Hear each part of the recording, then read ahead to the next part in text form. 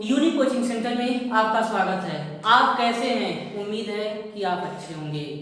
तो कोरोना महामारी को देखते हुए या उसके नज़रिए से आपको unique coaching centre online class provide करा रहा है और उम्मीद है कि कुछ लोग उससे जुड़े होंगे और इसके वीडियोज आपको पसंद आते होंगे।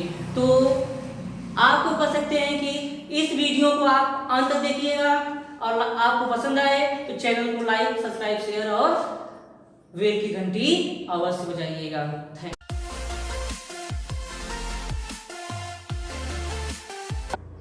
हेलो दोस्तों, यूनिक कोचिंग सेंटर में यह आपका कक्षा 10 से संबंधित विज्ञान का पाठ 10 प्रकाश का परावर्तन तथा अपवर्तन चल रहा है, जिसमें एक सीरीज के रूप में ये आपका पार्ट 5 है, जिसमें हम आपको आज बताएंगे चिन्ह परिपाटी का नियम। चिन्ह परिपाटी का नियम है कि जैसे कि जो आपका प्रकाश से संबंधित दूरियां होती हैं उन्हें किस बेस पर, किस आधार पर मापा जाता है।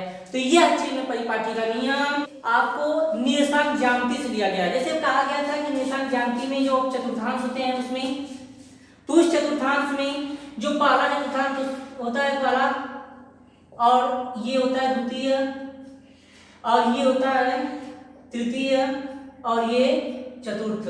तो जैसे कहा जाए कि पहले चतुर्थांश में जो कोटि और भुज होते हैं दोनों प्लस के होते हैं, यानी ये प्लस और ये भी प्लस, और इसमें कर सकते हैं पहला माइनस दूसरा प्लस, इसमें कर सकते हैं दोनों माइनस, और चतुर्थ में होता है दोनों, यानी एक पहला एक प्लस होता है दूसरा माइनस होता है।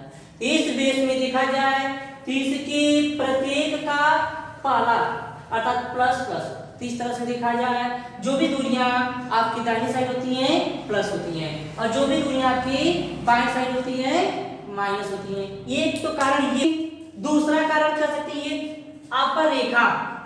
तो रेखा जो भी कह सकते हैं संख्या रेखा किसे कहा जाता है? संख्या रेखा में मध्य बिंदु 0 को मानते हैं और उसके साथ जो दाहिने साइड की दूरी जो आपके अंक होते हैं वह प्लस में आगे बढ़ते हैं अनंत तक, और उसके बाएं साइड की जो भी आपके अंक होते हैं वह माइनस में बढ़ते हैं अनंत तक। तो यहाँ से भी कह सकते हैं कि दर्पण में भी आपका, जैसे कह सकते हैं कि दर्पण में ध्रुव को मेन बिंदु माना जाता है, उसके बाएं स्थित जो भी दूरियां होती हैं वह आपका ऋण आवेशित और दाहिने स्थित दूरियां जो भी होती हैं वह धन आवेशित होती हैं। तो इस बेस पे भी कह सकते हैं कि दर्पण से संबंधित प्रकाश में चिन्ह परिपाटी का नियम बनाया गया है। तो जैसे देख सकते हैं कोई भी दर्पण ले लिया जाए, ये है आपका अवतल दर्पण और ये है आपका उत्तल दर्पण। ठीक, तो इस तरह से कर सकते हैं कि ये आपका अवतल दर्पण है जिसका ये ध्रुव है, ये फोकस F, वक्रता केंद्र C, और यहाँ मान लेते हैं कि कोई वस्तु A B है। ठीक, और कर सकते हैं कि ये आपका उत्तल दर्पण है जिसमें ध्रुव P, फोकस F, वक्रता केंद्र C और कोई वस्तु A B है।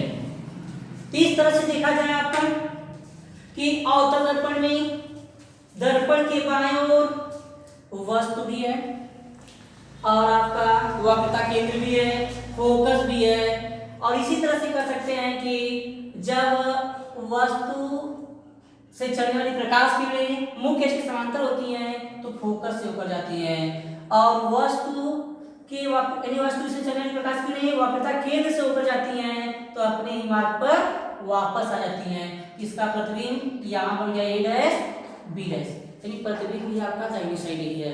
तो इस तरह से देखा जाए अवतल दर्पण के लिए जो फोकस दूरी होती है स्मॉल f, और प्रतिबिंब की दूरी स्मॉल v, और वक्रता त्रिज्या कैपिटल R, और वस्तु की दूरी स्मॉल u, अर्थात जो भी दूरियां हैं अवतल दर्पण के लिए वास्तविक स्थिति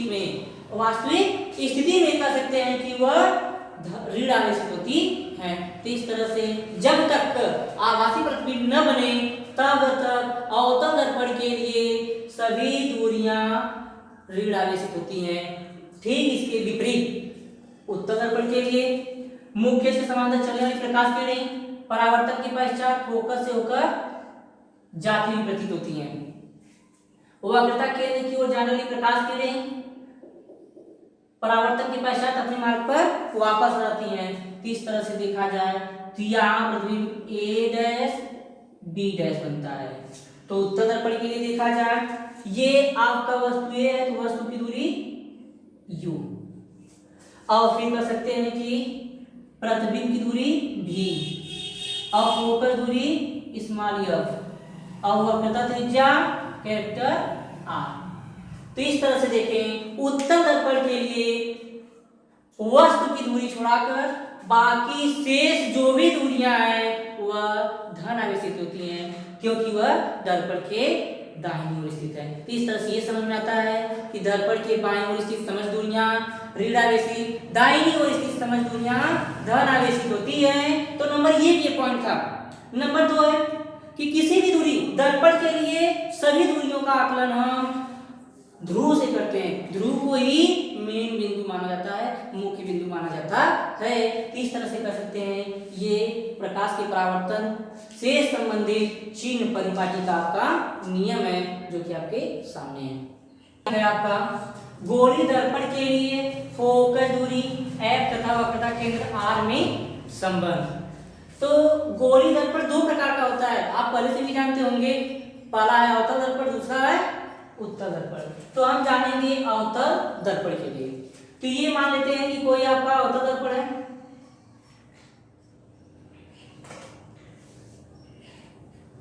और ये इसका मुख्य अक्ष और ये कह सकते हैं दर्पण का ध्रुव P और यह कह सकते हैं कि यह फोकस दूरी या फोकस बिंदु F कह सकते हैं और ये है आपका वक्रता केंद्र C। आपको कह सकते हैं कि कोई वस्तु जैसे वस्तु से चलने वाली प्रकाश किरण मुख्य अक्ष के समांतर चलती है तो फोकस से होकर जाती है और वक्रता केंद्र से होकर जाने वाली प्रकाश किरणें परावर्तन के पश्चात अपने मार्ग पर वापस आती है। 30 कह सकते हैं कि इस दर्पण के लिए ये जो वक्रता केंद्र से होकर जा रही है प्रकाश किरण मान लेते हैं यह यम पर जा रही है और ए से चलकर, तो जो ए से चलकर यम पर गई है तो इन दोनों के बीच जो है वक्रता केंद्र से जाने वाली प्रकाश किरण अभिलंब का कार्य करता है। तो हम जानते हैं आपतित और अभिलंब के मध्य बना कोण आपतन कोण I होता है, परावर्तित और अभिलंब के मध्य बना कोण परावर्तन कोण R होता है।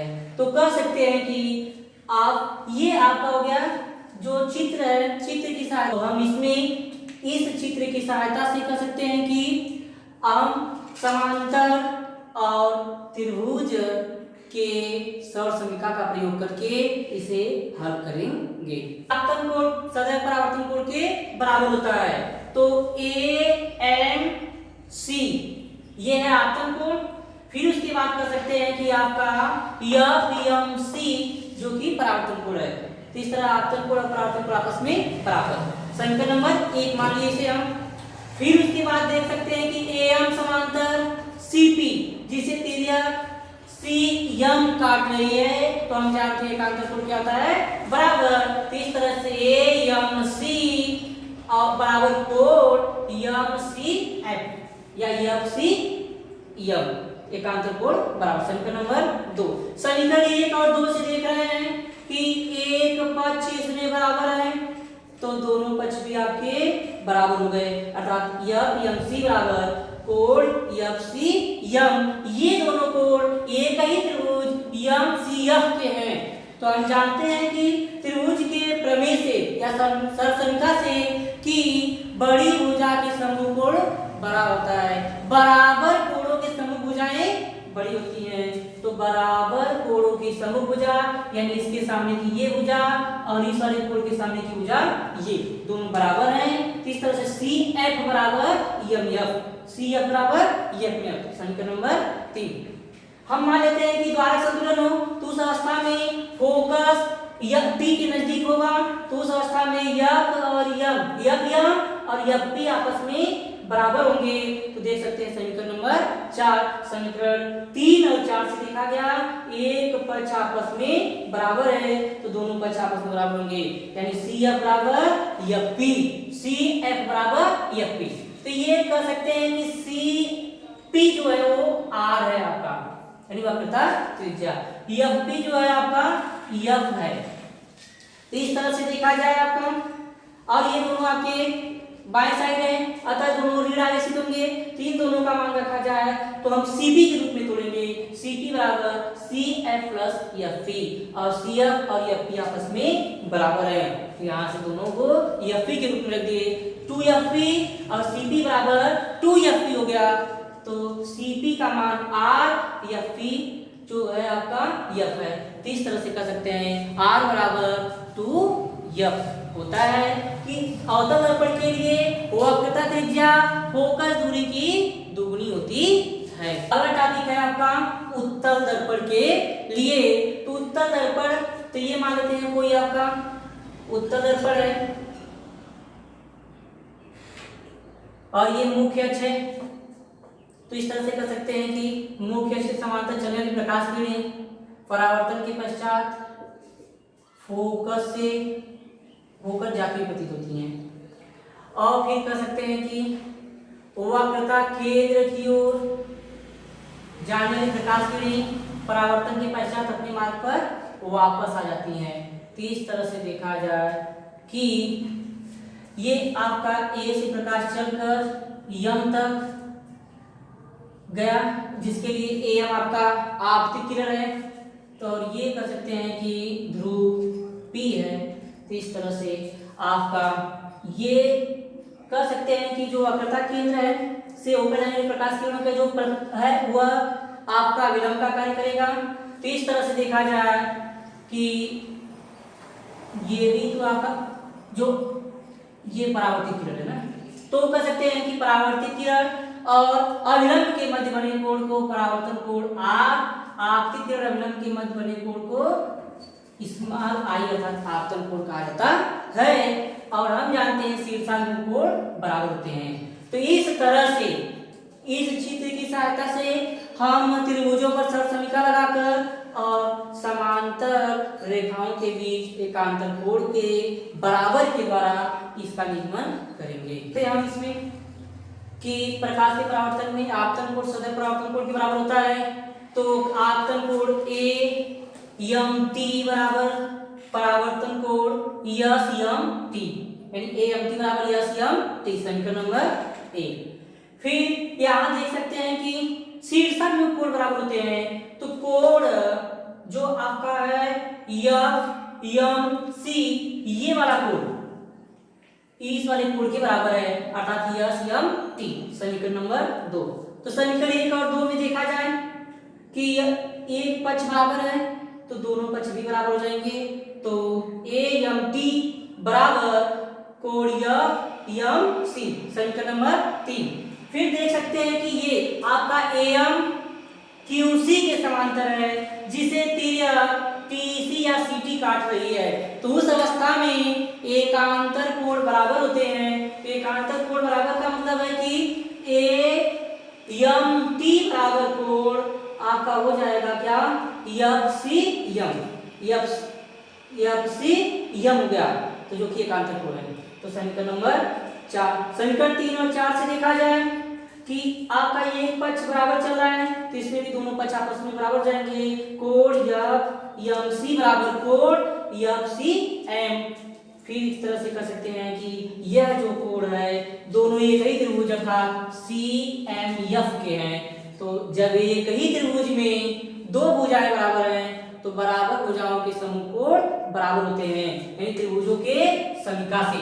तो ये हो जाएगा त्रिभुज के समीका से आपस में बराबर जाएंगे। और फिर साथ ही साथ कहा जाए द्वारक के संतुलन की स्थिति में आपका ये जो यफ यम है वह एफ के बराबर हो जाएगा। तो एफ एम एफ के बराबर है। तो समीकरण 5 और 6 से लिखा गया एक पक्ष बराबर है तथा सी एफ बराबर एफ। तो हम यहाँ जो है सीपी मतलब वक्रता त्रिज्या को दो भागों में तोड़ेंगे, एफ पी और सी एफ। तो इस तरह से कर सकते हैं कि एफ पी को स्मॉल एफ और सीपी को कैपिटल आर कहा जाता है।